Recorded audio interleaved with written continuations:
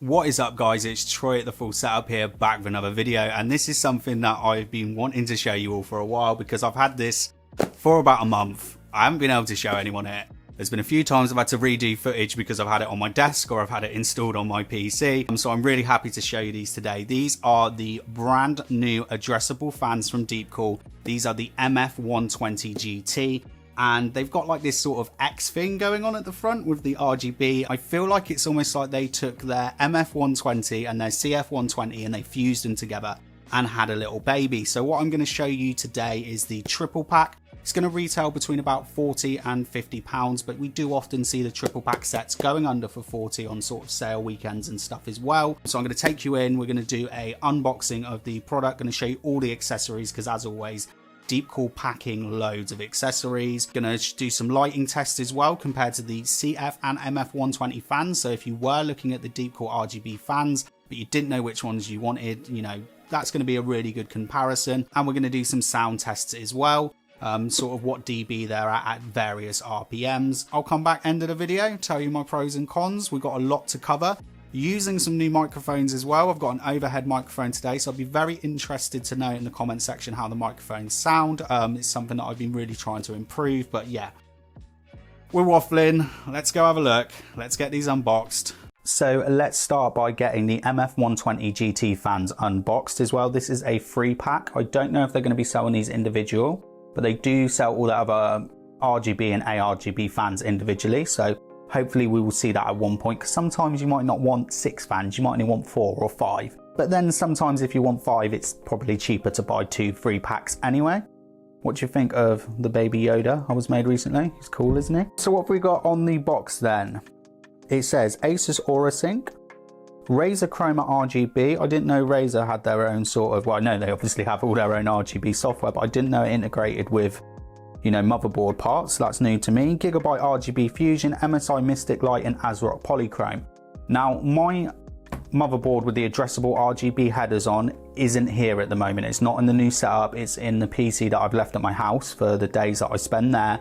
So we're only going to be testing the effects with the controller, but I will come back and do an RGB Fusion test. If you check out maybe some of my CF fan videos, I'll put a link to somewhere where I test all of their effects, because they'll be the same with the CF, just minus the X for you to see. And also as well, I get asked a lot of questions about motherboard compatibility, how many of these you can rig up together, the difference between 5V and 12V RGBs, that I am actually going to make 2 separate videos, but they won't come out for a few weeks after I made this video. So I will send you a link to that, because it ends up becoming like 5 or 10 minutes of the video, and it's not, you know me, I waffle on enough anyway. We're doing it now. MF120 GT, motherboard support X-shape PWM. And there is a focus, just some pictures of it, and we have some specs here. So we're just going to do a quick comparison because I've got the MF120 and CF120 specs behind me. So these, when they're running at their full RPM, so up to 1800 RPM, they have 60 CFM, okay? So the MF120s only have 56 CFM and the CF120s only have 56.5.